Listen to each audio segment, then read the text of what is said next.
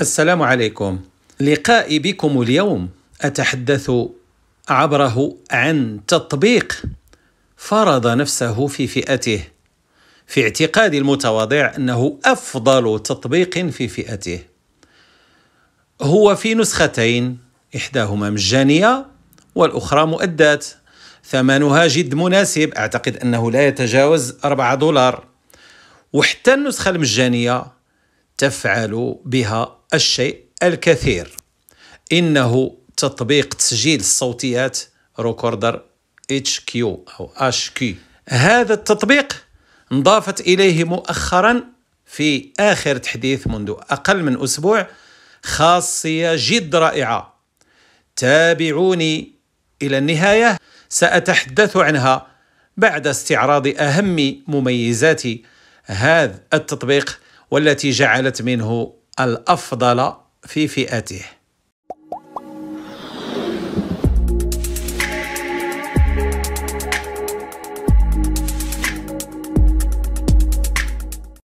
قبل أن أستمر، وليس من عادتي أن ألح، غير أني بين الفينة والأخرى أضطر إلى أن أناشدكم دعم القناة، وذلك تشجيعا لي على الاستمرار وعلى موافاتكم بالمحتوى التقني الذي أترك لكم تقييمه.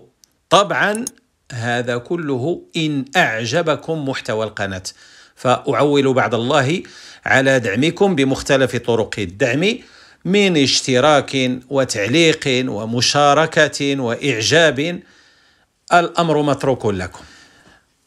عذرا على هذه المقدمة الطويلة نسبيا. التطبيق في نسختين، إحداهما مجانية والثانية مؤدى عنها. سوف أدخل إلى المؤدى عنها على اعتبار أنني أريد الإحاطة بكل مميزات أو أغلب مميزات التطبيق، وأؤكد لكم أن المجانية تكفي وفوق الكفاية.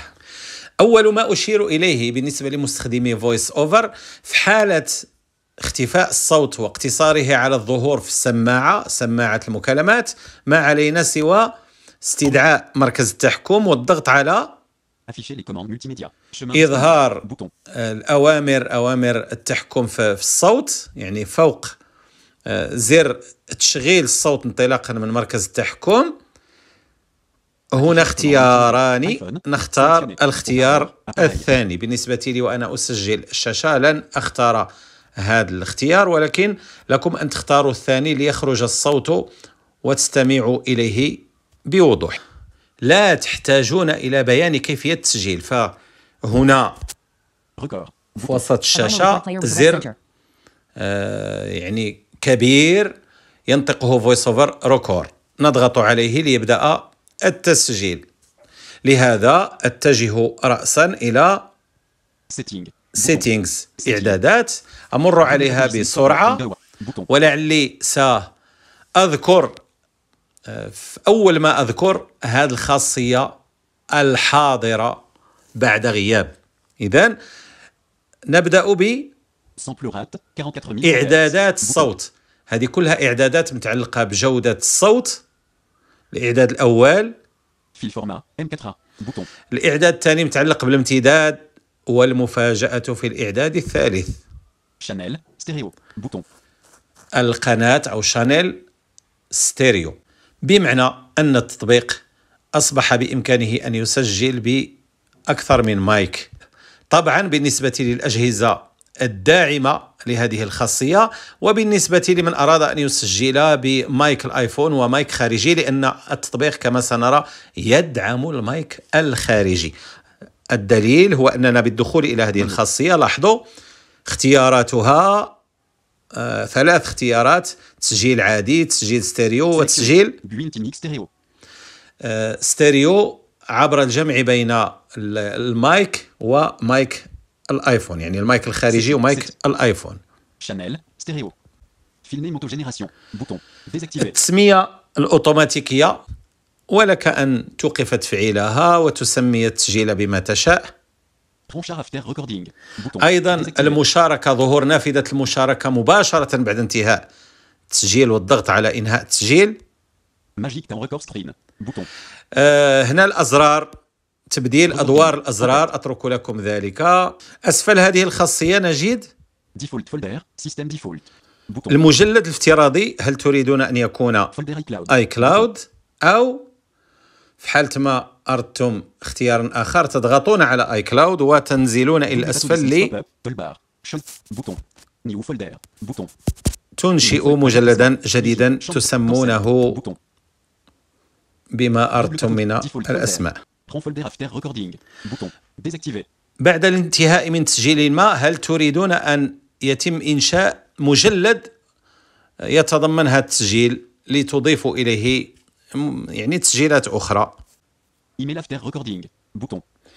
اقتراح الإيميل بعد Email after active. انتهاء التسجيل. فتح العلبة البريدية لإرسال المقطع الصوتي بعد انتهاء من التسجيل. System default. iPhone micro. iPhone micro.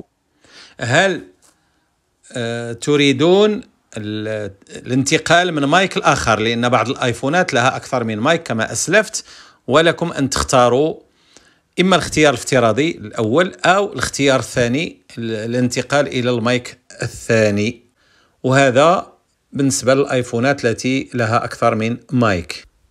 Manual input volume. Bouton. Désactiver. ضبط الصوت بشكل يدوي، هي غير مفعلة. هذه الإعدادات كلها افتراضيا غير مفعلة، وأنتم من يقرر تفعيل ما يشاء منها. Monitor. Bouton.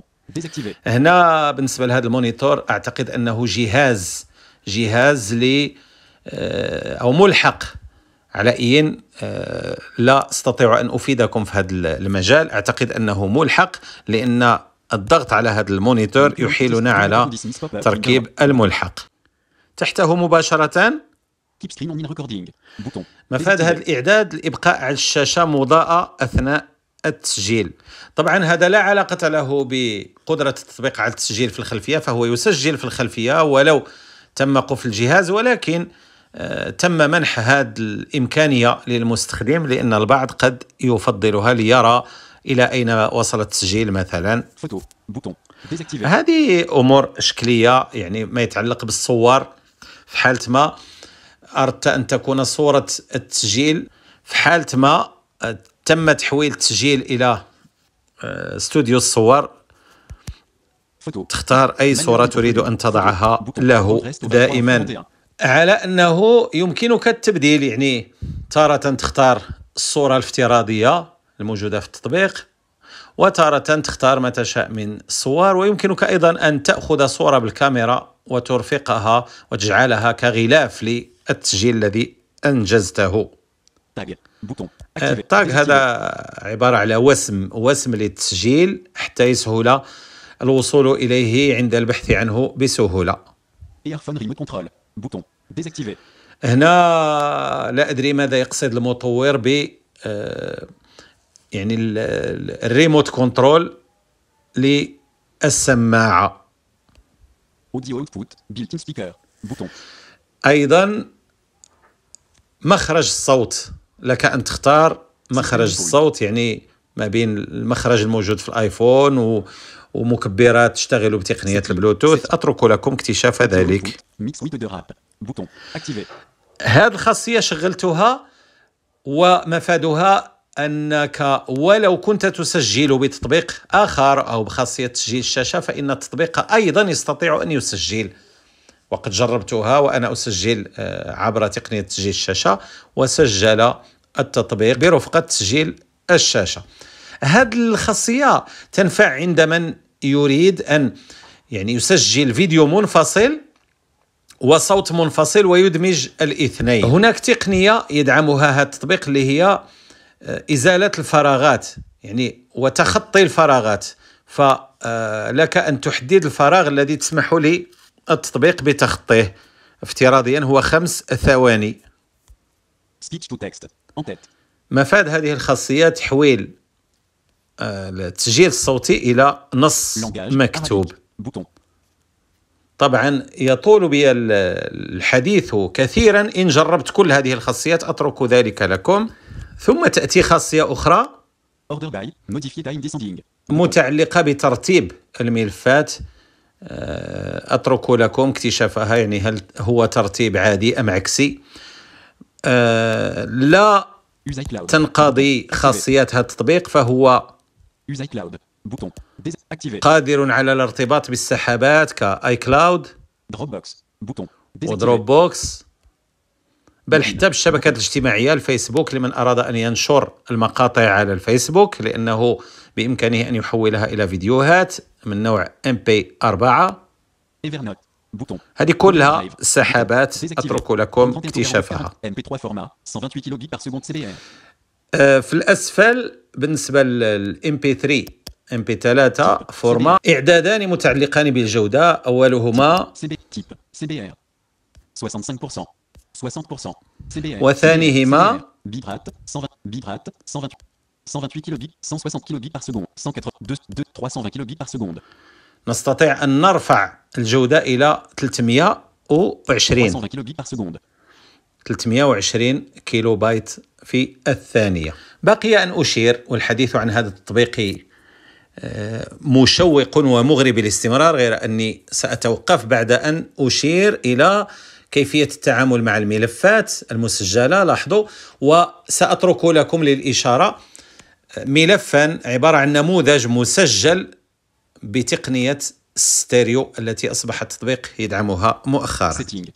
إذن يسارا هناك زر Settings، ويمينا فايل ليست. بالضغط على فايل ليست ها هو التسجيل الذي سأشارككم إياه. يمكننا أن نسحبه إلى اليسار لحذفه، كما يمكننا أن نضغط في الأعلى على Edit تحرير ونحدده، وننزل إلى الأسفل لنجد حذف، مشاركة، وتنظيم في حالة ما كانت هناك مجموعة من الملفات. السلام عليكم ورحمة الله تعالى وبركاته. هذا تسجيل تجريبي بواسطة تطبيق ريكوردر HQ أو ريكوردر HQ بالفرنسية، بعد إضافة خاصية ستيريو إليه في التحديث الأخير. أنا متأكد أنني قد تركت الكثير من عناصر التطبيق التي تعمدت عدم الإشارة إليها لعدة أسباب، لعل أبرزها عدم الرغبة في الإطالة، وإن كنت قد فعلت، ولكن سبب آخر يدفعني لذلك هو إثارة فضولكم لاكتشاف المزيد حول هذا التطبيق الأكثر من رائع. ستجدون رابطي النسختين المجانية والمؤدى عنها أسفل هذا الفيديو في خانة الوصف. إلى أن ألقاكم في مرة مقبلة، دمتم في رعاية الله، والسلام عليكم.